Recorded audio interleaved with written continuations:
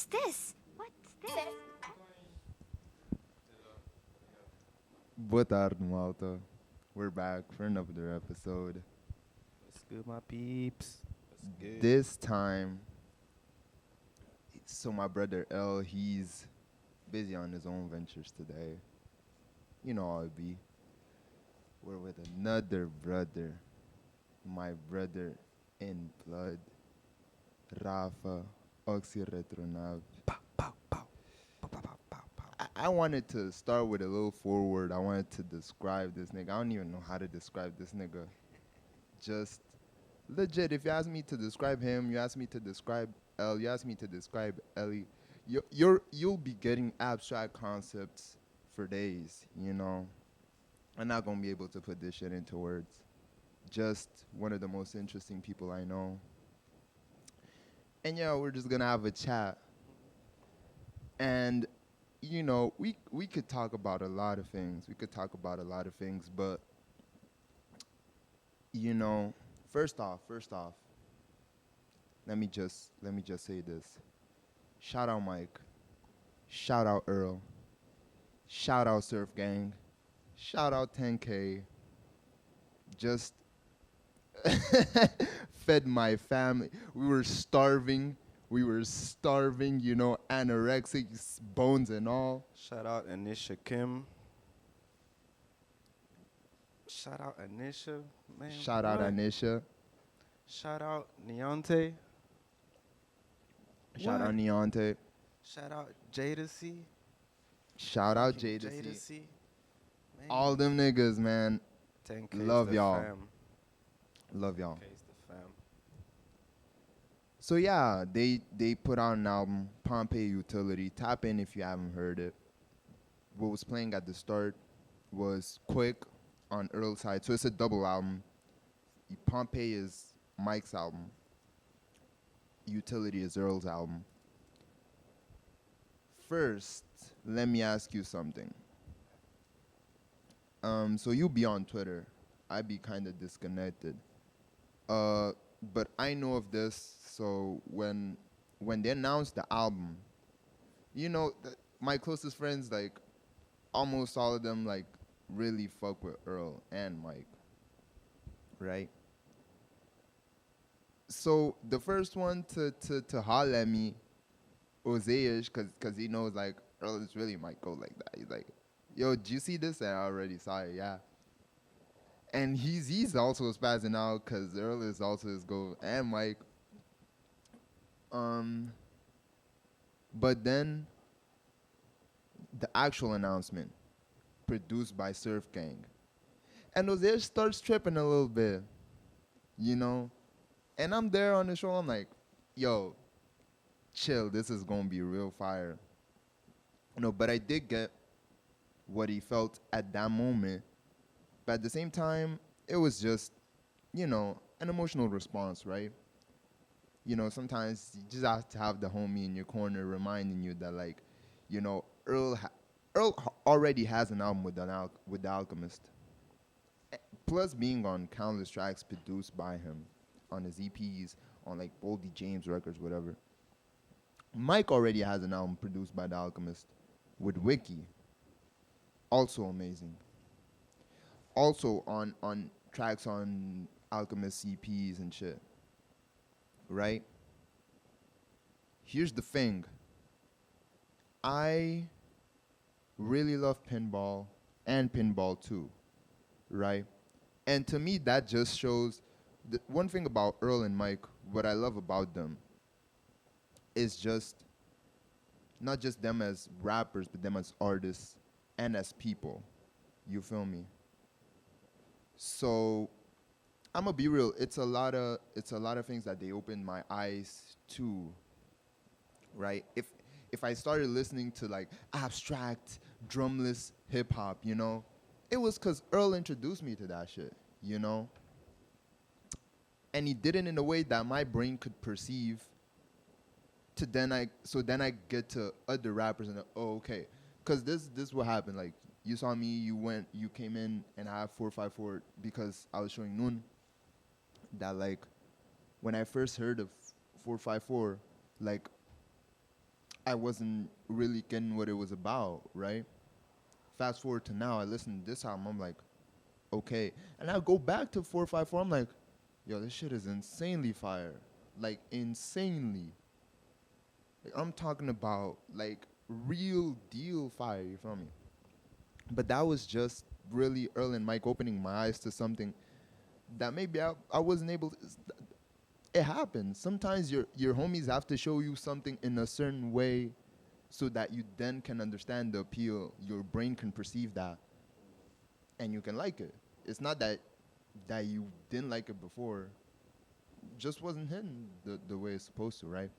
So I want to ask on Twitter, like real time, how was the reception to these announcements first? Like, what was it like, and what did you think about that? So, like, as we know, well, first, hi people again to my talking voice. Um, like, we already know Twitter is like the chaos, like, conglomeration of everything else that is chaotic. It's gonna be on Twitter, it's gonna be expressed on Twitter, whether in a positive way or in a negative way, it's gonna be said. Whether it's full truth or half truth or whatever, it's just an opinion, like off the top of someone's mind or actually very deep on someone's mind. So, of course, the reception was crazy. You had both sides, and that's actually something that I love about them. As you said, like there's a big difference between rappers and artists. Um, Not a big one, but a important one. Because you had both sides. You had both like, yo, this is the best shit I've ever listened to in my life. They just changed my whole life with this, you know? And even talking about critically about like Mike's part and Earl's part and saying like I saw one tweet that um like I love cuz he just said like, you know, Mike Mike is like the best rapper in the world right now. Earl is a god. And this is what I feel about this album as well. It's like you hear Mike going full in on his artistic self in the way that he raps, the way he presents himself. And, you know, he's a bit younger. He's like my age, he's 27. So, you know, it feels at that time, it feels like a 27-year-old album, you know. And then Earl, of course, being having a bit more experience and those all of those. Got a kid now. Got a kid, exactly. He's a dad. Like, he talked about this, like, Exactly. at that point in your life, like, the fatherly instinct, like, Yeah, kicks in. Yeah, Like, you become a different person. completely, completely. And you really feel that, Mhm. like, in his output these last couple of years, right? Exactly. Cause like I grew up with Earl. Like when I started listening to Earl, he was like 15, 16, and now he's like 30, 30 something, and he has a kid, and so you like music gives you that ability as well to grow up with the artist, grow up with the world, grow up seeing other people grow up through their expression, and this is what Earl's part feels like. Like Oh, you shit. reach like the clouds, you know. It feels like you reach the clouds and he's just flying and chilling, you know. Bro, that what you just said, like, growing up with the artist, like, that just reminded me of something I was thinking about. When I was thinking about the reaction to this album coming out, not even like I'm talking about the reaction to the announcement. Um, and I realized something, like, people really take for granted. They're really focused on what's being explicitly said rather than what they can implicitly understand, like, from the music. You feel me? Like, there's a lot than you can, like, like, for me, and I know for you as well, there are a lot of tells in, like, Earl's and Mike's music that can tell you their mind state without them straight up coming out and being like, I'm depressed. Whereas for a lot of people, like, Earl has to really come out and say like, death was on my mind, and oh yeah, he was depressed. You feel me? So Yeah, that's the thing about fame, and Earl at that phase of his life where like you know like every kid, like 20-30% of kids kind of knew who he was, and that's a lot of kids for yeah, to know you. yeah, And um, you know it's also something that most artists don't know how to deal with, how to yeah, deal with.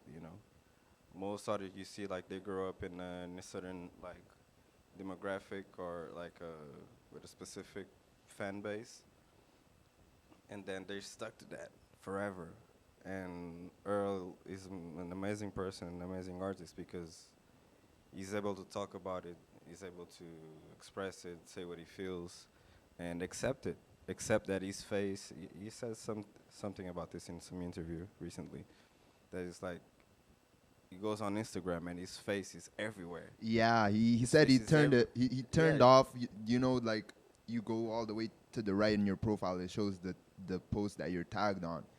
Earl is famous. Like he's gonna be tagged Bro, in his so much face is rent. famous, bro. He has And so like, many memes. yeah, like imagine just looking at other people talking about you, just scrolling. And don't even know who the fuck you are. Yeah, like that's gotta be like really disturbing, right? But it's also gonna mess with your brain. Like Instagram, just in general, like reels, just swiping down, down, down, down, down. And imagine just doing that, but it's just you, people talking about you. You feel me? Like, yeah. And yeah, yeah. But I was It's gonna ask, fucked up. Yeah. what did you think about the album? Just not like, give me just general. How Okay. did you feel just Before listening to it for the first time? before going to that, I also wanted to say, like, how many shit tweets I also read about the album. Cause like saying like, this is shit. I don't understand anything.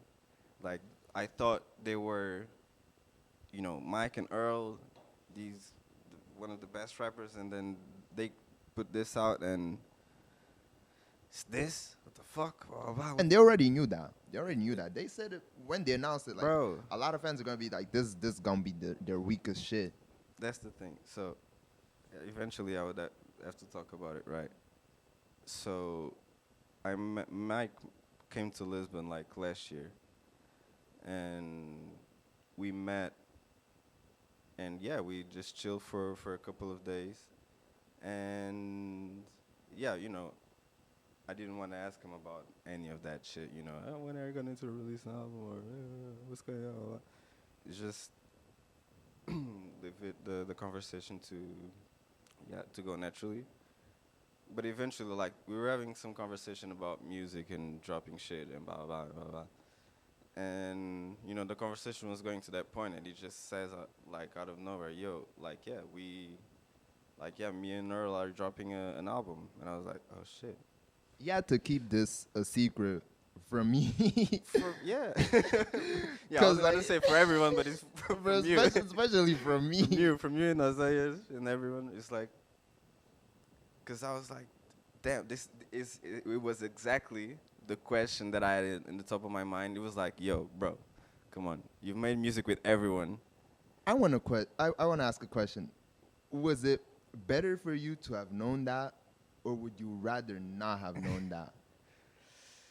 Yeah, that's my thing. Like, a lot of my friends are artists, so I deal with that a lot. And that's the thing with me. Like, I listen to a lot more of their music before it's out than when it's out. Um, so Mike actually, he didn't send, but he showed us. I think it was, uh, yeah, Minty. Like, yeah, Ooh, yeah. He showed us Minty, and I was like, yeah, okay.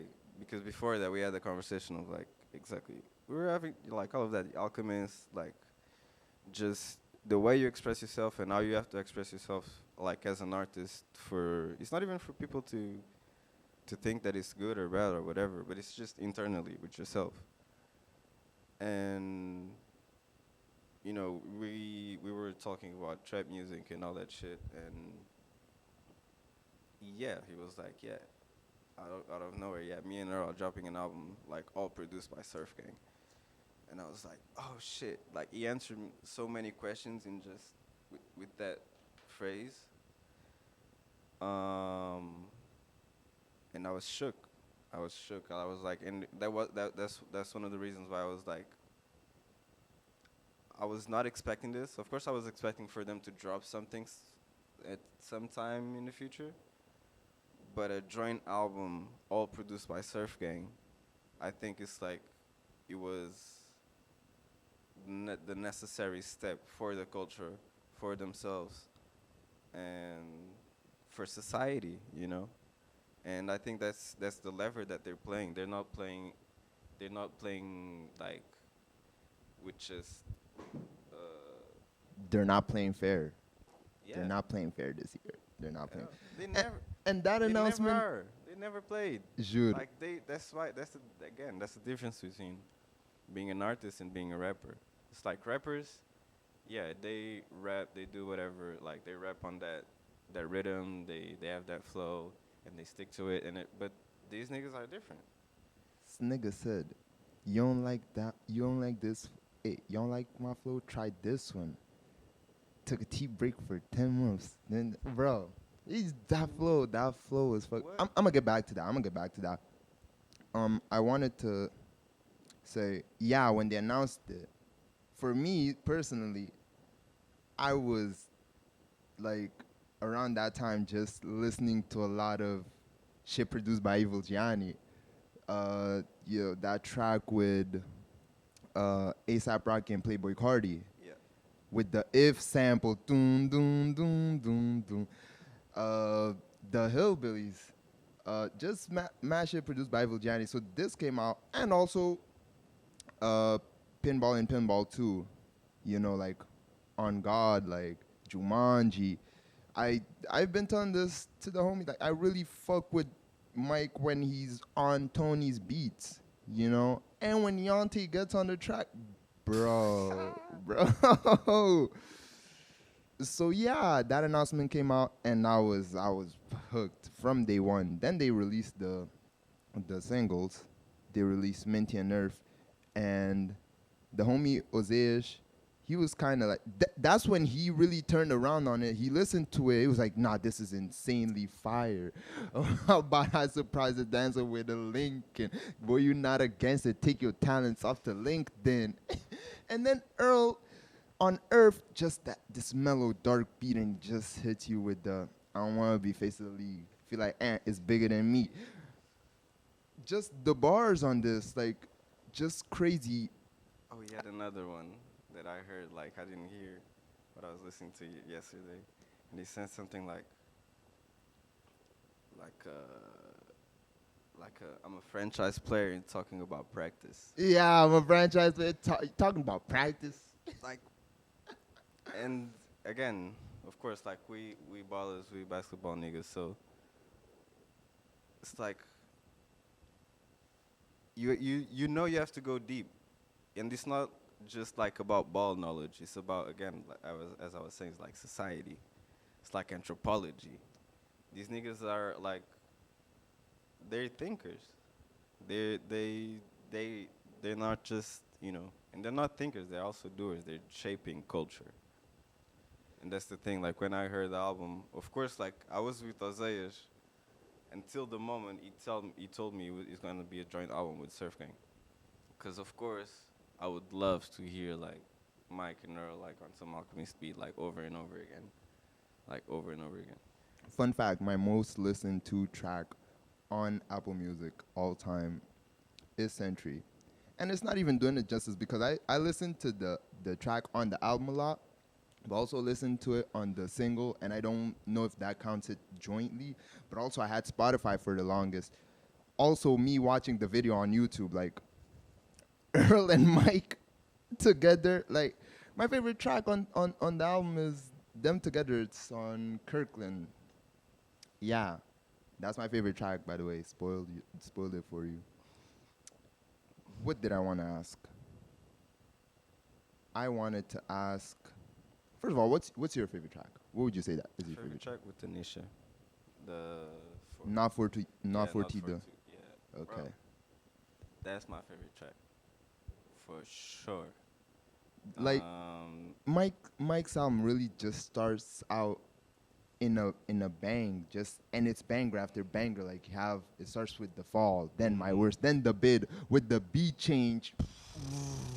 Not for TW, the Pope. Then you have Afro, and the way it ends into Minty that dun dun. Hey, listen, amazing. And then you got Yes. Fear with Niante, just banger Oh, after banger after banger after banger after banger. It yeah. doesn't stop. That's generational. Like this is it's crazy.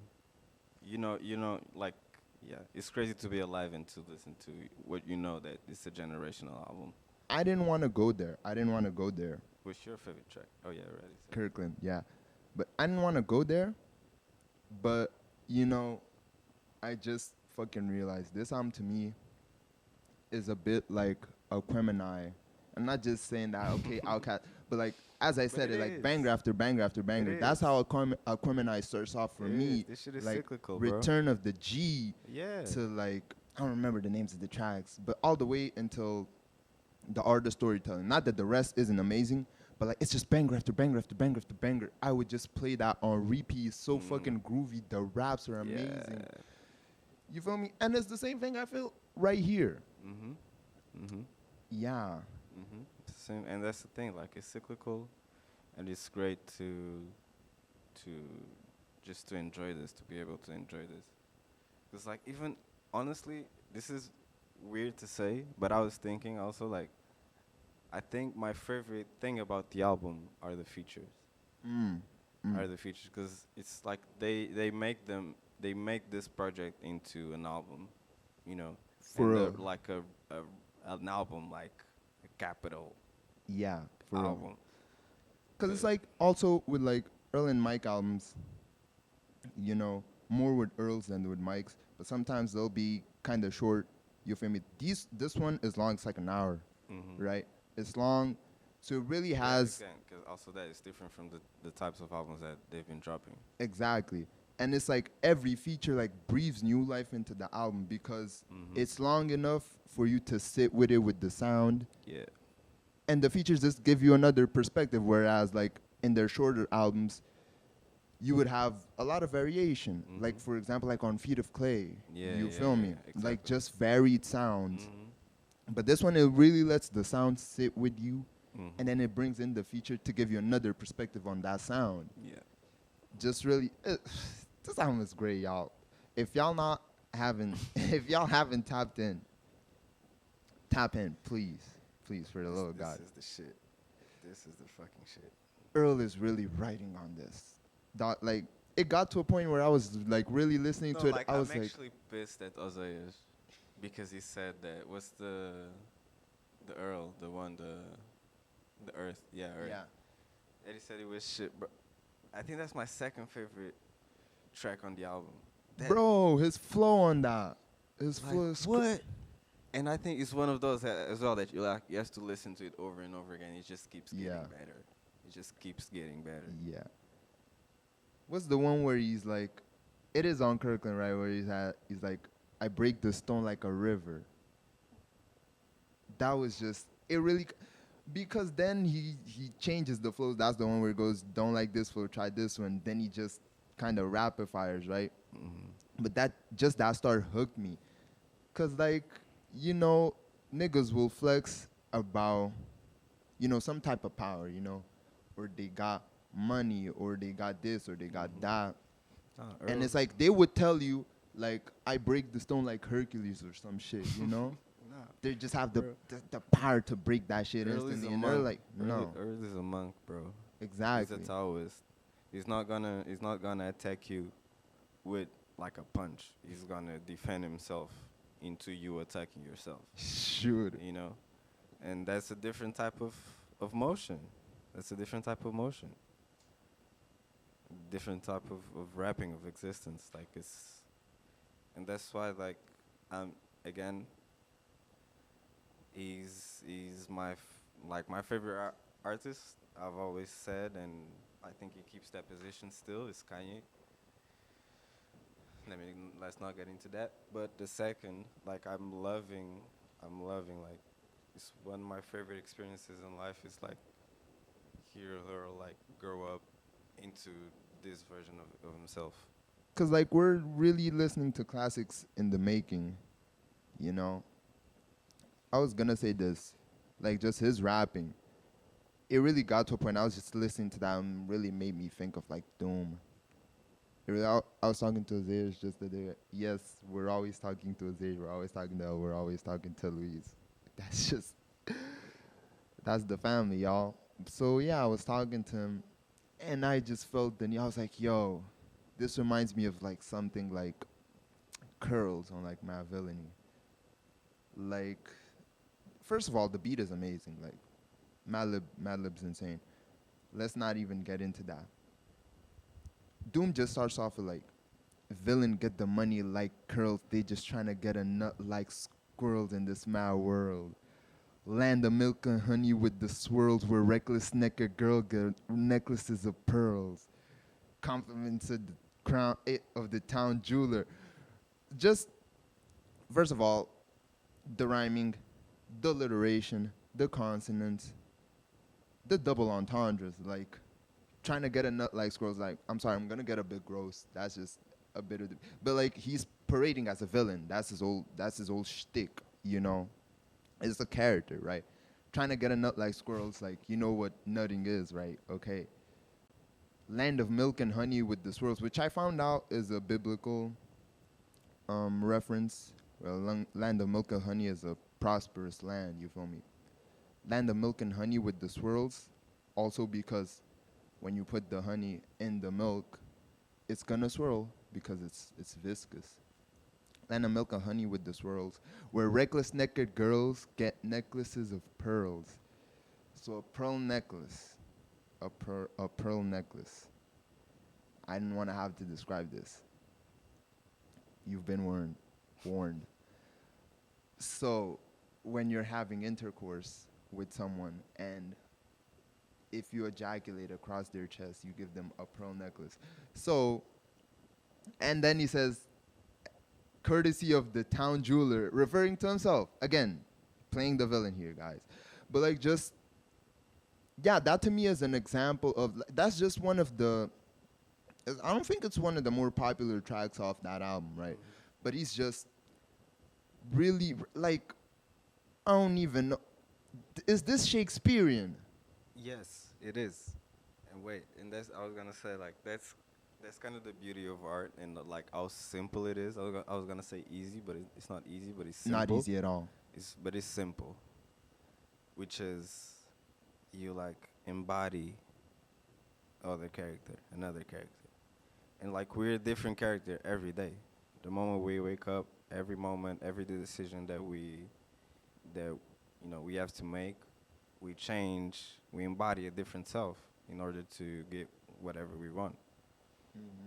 And this is what people are doing, and this is definitely Shakespearean because that's what I learned about Shakespeare.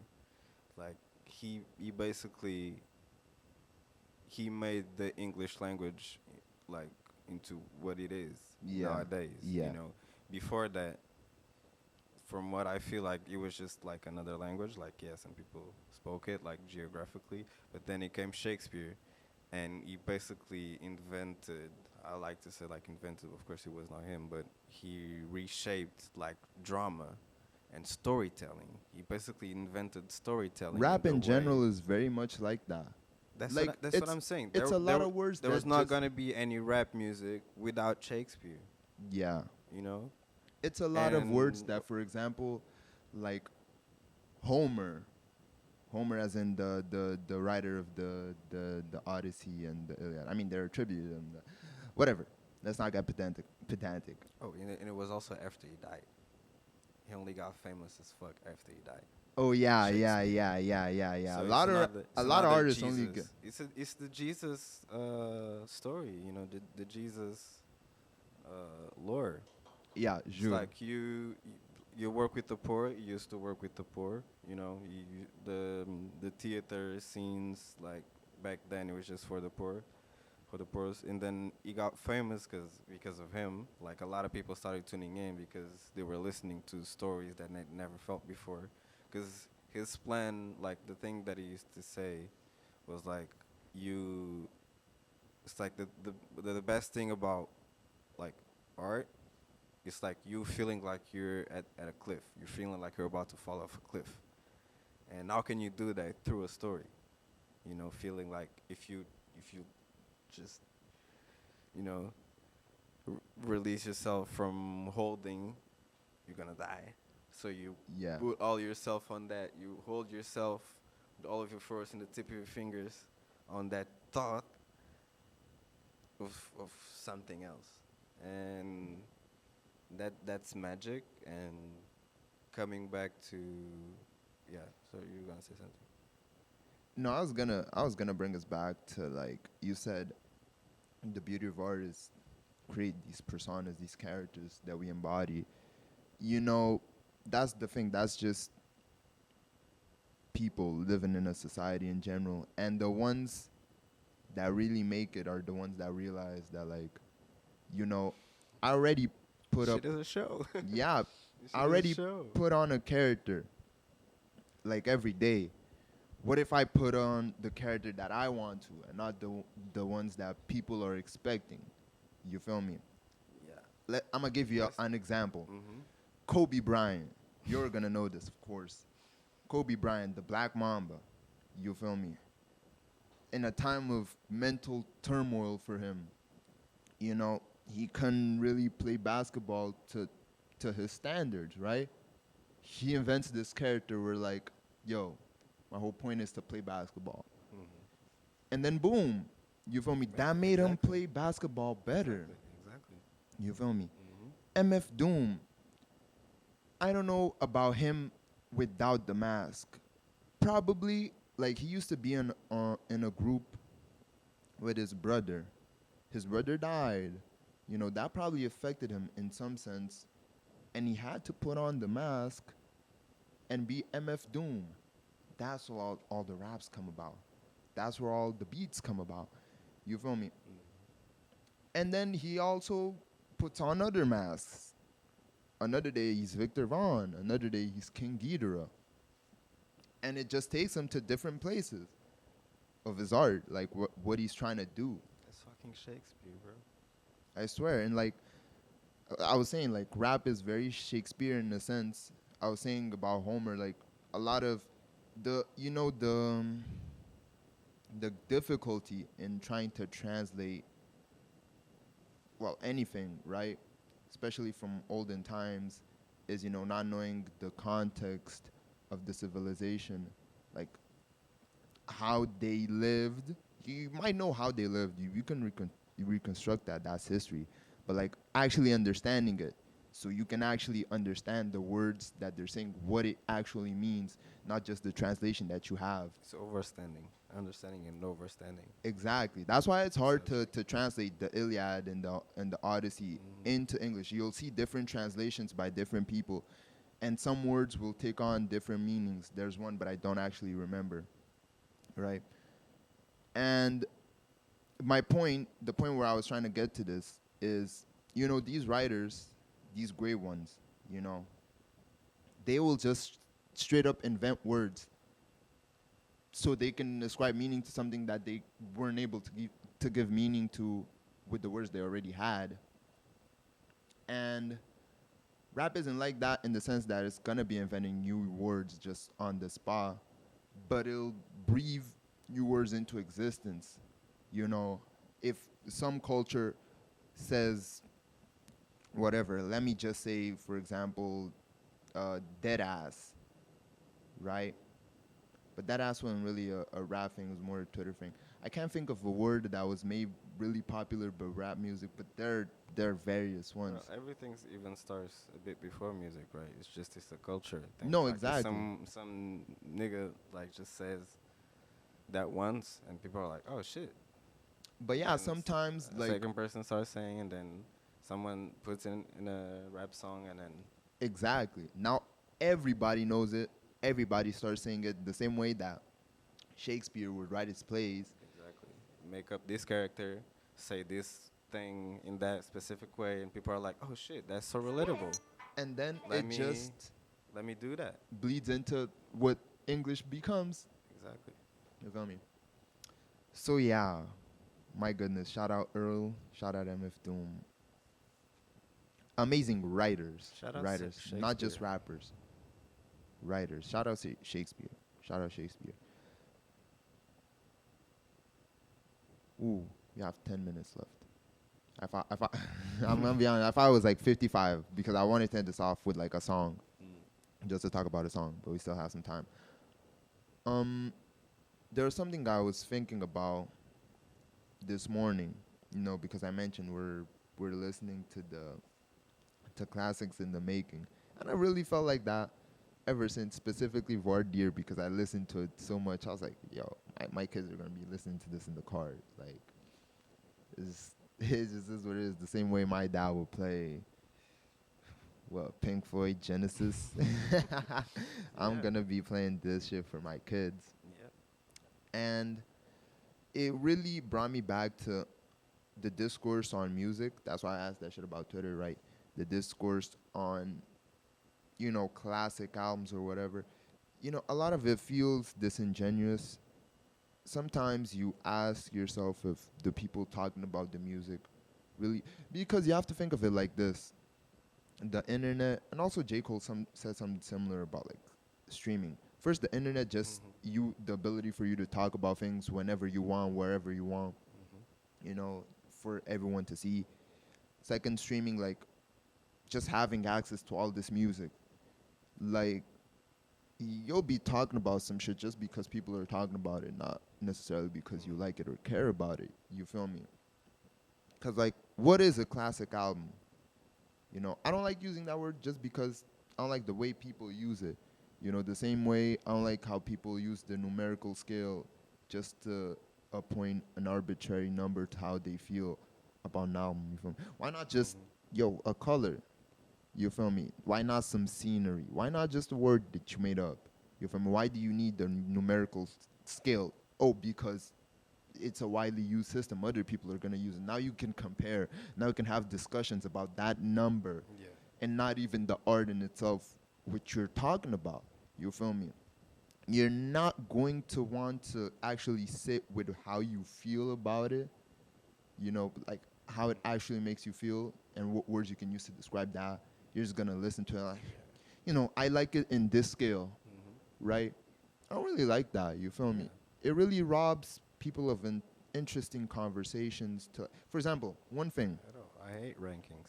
I fucking hate rankings. It's the worst shit. one thing I wanted to ask you. Yeah, I just remembered. How did you feel when "Nowhere to Go" came out? That the lead single to some rap songs. How did that song make you feel? What do you mean? In what way?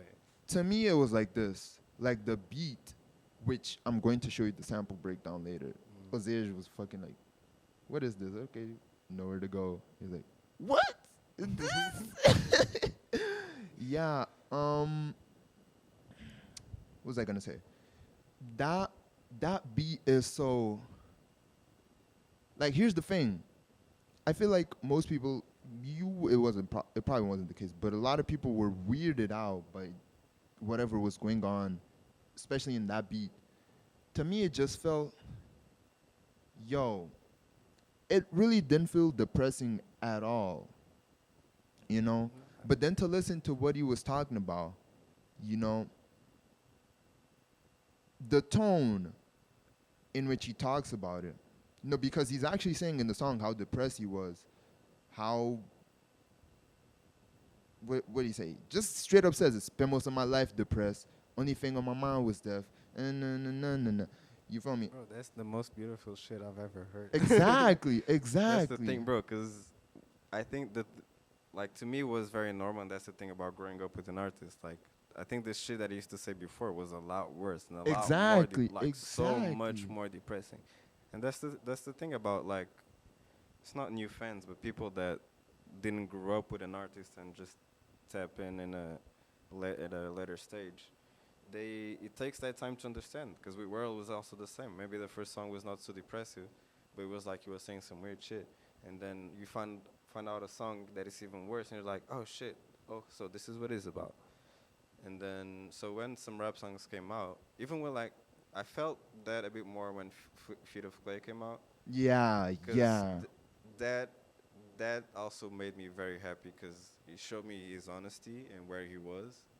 On some rap songs, it was like, yeah, I already know you're there. That's amazing. You could actually feel like his that he was coming up. It was also, he even the beats and the way he was carrying himself.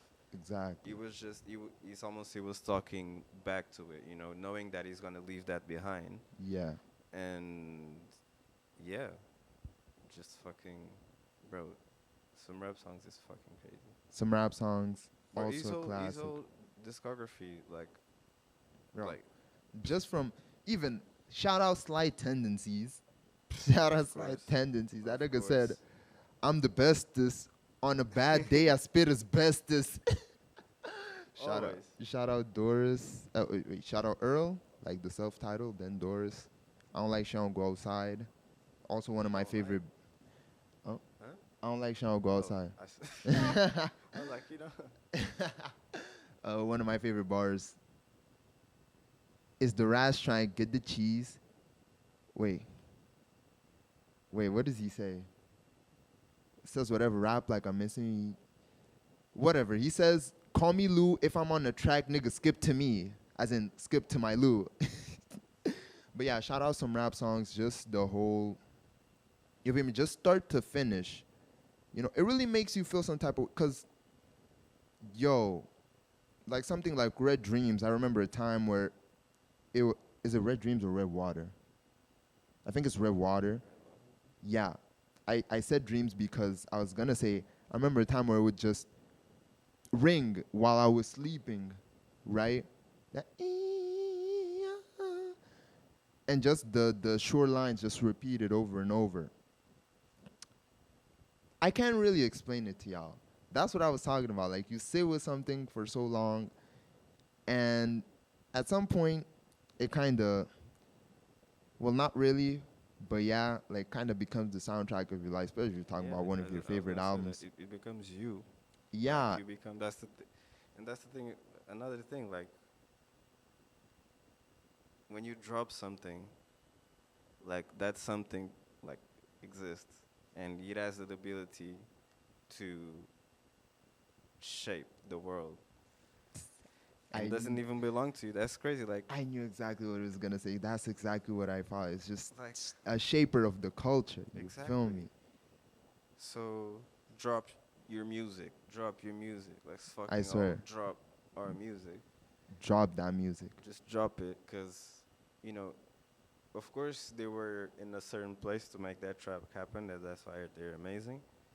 But the fact that I was actually like I watched something the other day, some video on Instagram, like a reel of this guy talking about how like um, an artist and a fan of art, like they're doing the same thing.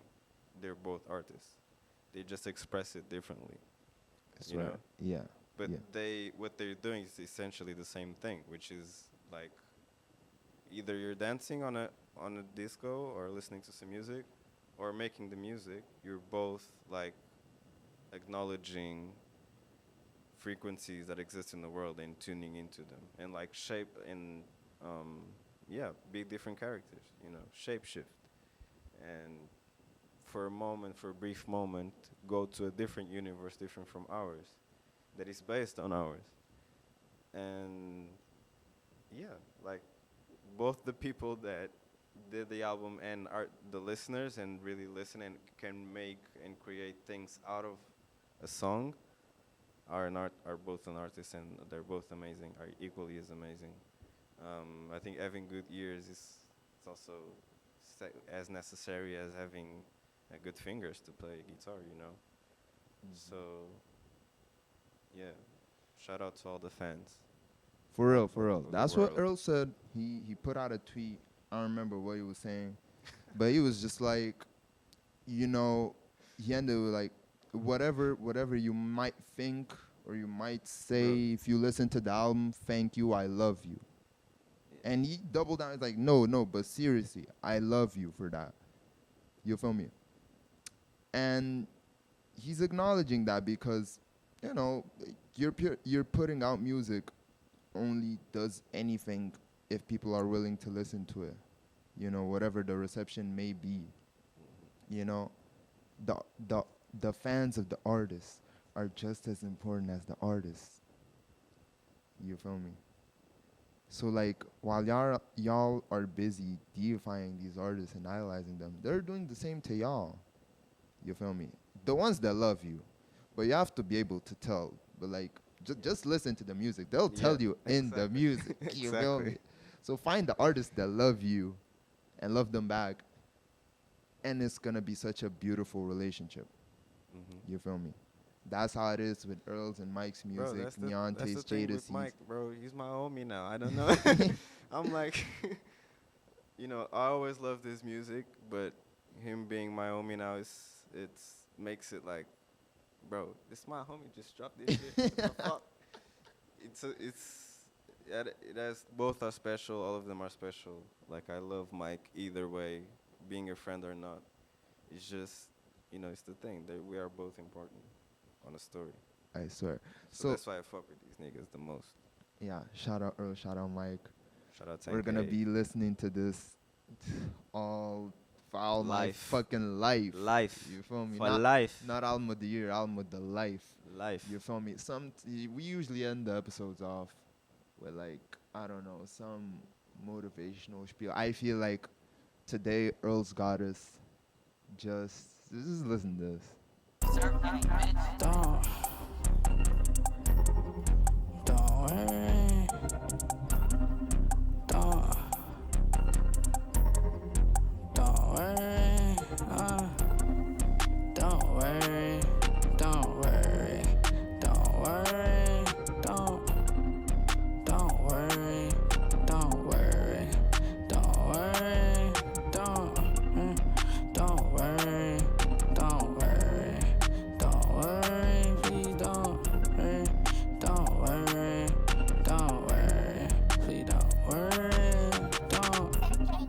Don't worry. Got burned the first time around, but I deserved it. It got worse.